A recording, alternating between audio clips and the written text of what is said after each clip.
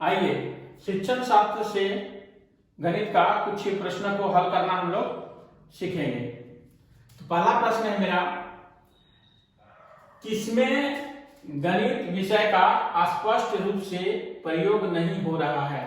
यह मेरा प्रश्न है और ये मेरा 4 जो है आपका ये ऑप्शन है। किसमें गणित विषय का स्पष्ट रूप से प्रयोग नहीं हो रहा है?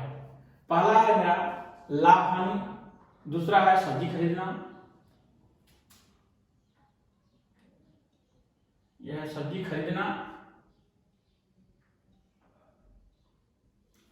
तीसरा है उधार देना और चौथा है साइकिल चलाना।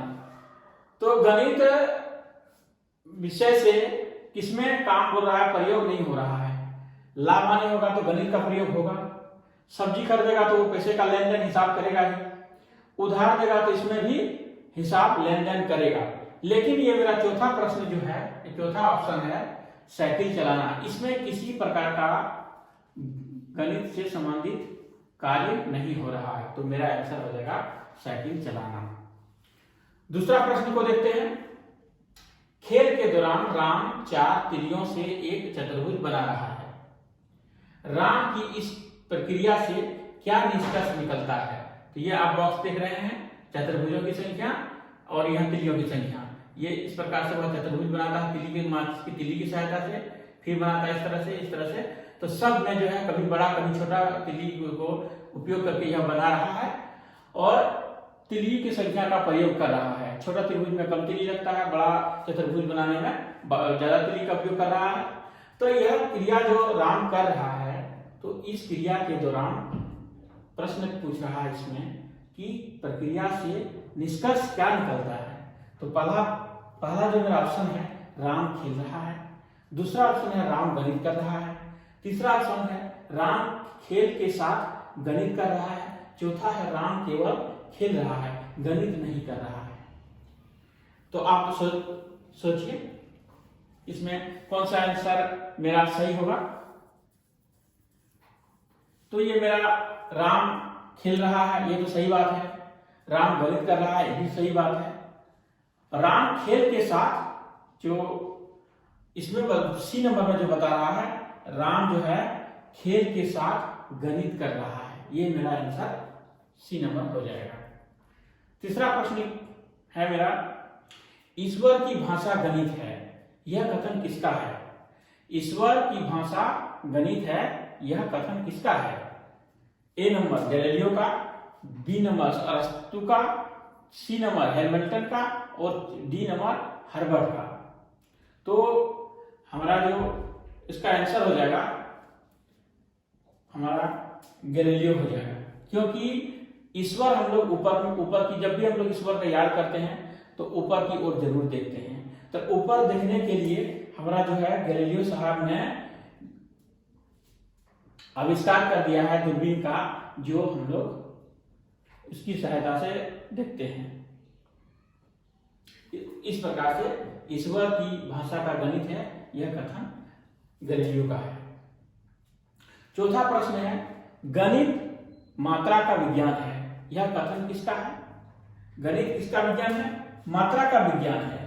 ये देखिए, गणित किसका विज्ञान है? मात्रा का विज्ञान है। रसेल ने कहा है, प्लेटो ने कहा है, अरस्तु ने कहा है और गैलीलियो ने कहा। किसने कहा है? तो हमारा आंसर हो जाएगा अरस्तु ने कहा है। मात्रा का जो प्रयोग हो रहा है, तो अरस्तु साहब ने कहा है कि गणित जो है मात्रा का विज्ञान है। अब चलिए दूसरा, पांचवा प्रश्न है, जो विद्यार्थी ज्यामिति नहीं समझ सकते वे इस विद्यालय में नहीं आ सकते, यह कथन किसका है?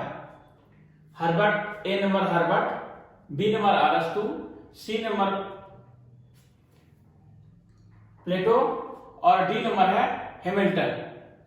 तो एक बार जो प्लेटो जो है कहीं घूमने गया था और वह कुछ गणितज्ञ विद्वानों से मिलकर वह आया और आने के बाद उनको पता चला कि गणित में जो है उनको बहुत रुचि लगने लगा।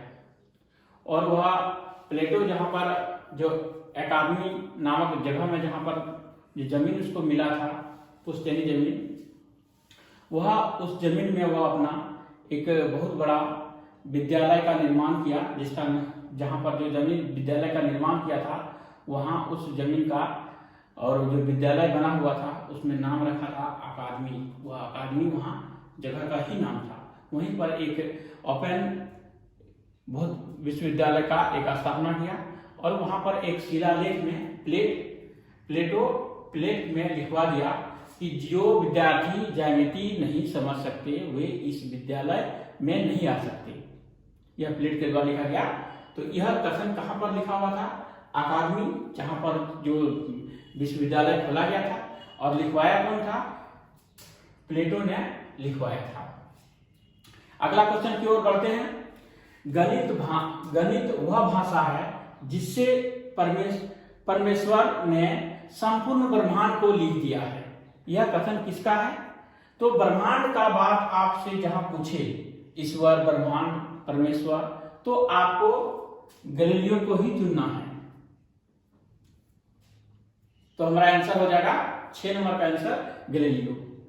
7वां नंबर है दोलन सिद्धांत किसने दिया? तो दोलन सिद्धांत, जो किसी वस्तु को हम ऊपर में टांग देते हैं और वह उसको लटका दिया जाता है तो वह आगे और पीछे दोलन गति से करने लगता है। तो हम लोग लटकाए कहाँ है? ऊपर। तो अभी हम क्वेश्चन 5-6 में आपको बताया कि ऊपर ईश्वर से जहां से आपको बात आए तो वहां आपको गैलीलियो को ही चुनना है। तो ये इसका भी आंसर आपको गैलीलियो हो जाएगा। 8वां प्रश्न है n बराबर n bracket n plus 1 in by 2। यह सूत्र है कि लगातार जो प्राकृतिक संख्या है 1 डॉट डॉट 1 से 1 डॉट जोड़ 2 जोड़ 3 जोड़ डॉट करके 100 जितना दूर तक 100 तक है। तो यह संख्या हम किस प्रकार से निकालेंगे? यह एक सूत्र है। तो यह सूत्र कहां से आया, किसने दिया? तो अब इसके बारे में थोड़ा सा जान लीजिए। ये कार्ल फ्रेडरिक एक लड़का था जो स्कूल गया था, अपना स्कूल में। स्कूल में जो उसका जो गणित का जो टीचर थे वह बड़ा आलसी थे।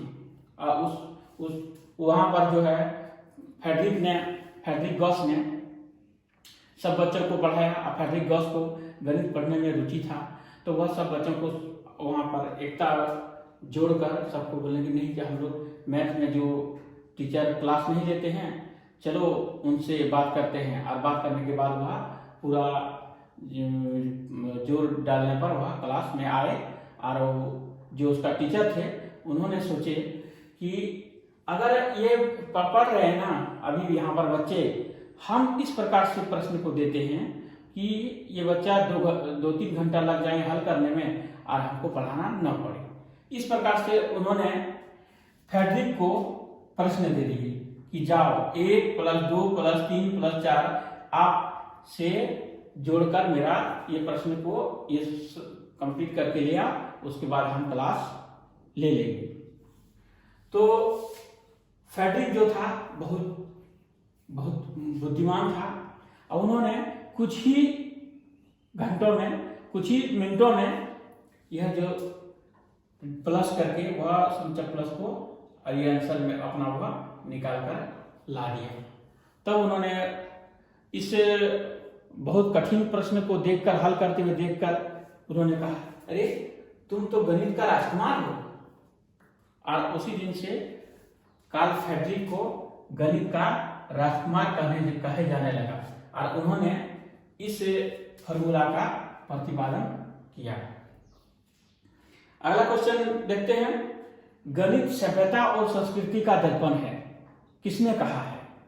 तो आप लोग को याद होगा समाज में अभी से 30-40 वर्ष को पीछे चले जाते हैं और वहां जाने के बाद आप लोग को गांव घर में आप लोग सुने होंगे कि अगर गांव घर में यदि कोई परिवार किसी भी प्रकार का कोई गलती कर देता है तो उसको समाज से उसको बहिष्कार कर दिया जाता है, न कोई आदमी उसका घर जाता है और न कोई सामाजिक क्रिया में उस परिवार से लेन देन करता है, न ही भाग लेता है। यानी एक तरह से कह सकते हैं हम लोग उस परिवार को बैन कर देता है, रोक लगा देता है। तो हम गणित सभ्यता और संस्कृति का दर्पण है, किसने कहा है?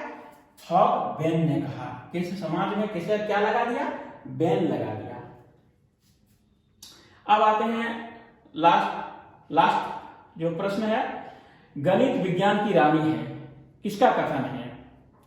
तो आप सोच सकते हैं, जो अभी आपको कहानी सुनाया इस 8 प्रश्न में जो कार्ल फ्रेडरिक के बारे में, तो उसने गणित से इतना लगाव कर लिया कि अब बोला कि हम गणित से ही शादी करेंगे, और उसके बाद से ही उसने गणित को ही और अपना रानी मानने लगा, और वह उसी दिन से गणित विज्ञान की एक रानी के रूप में जाने जाने लगा।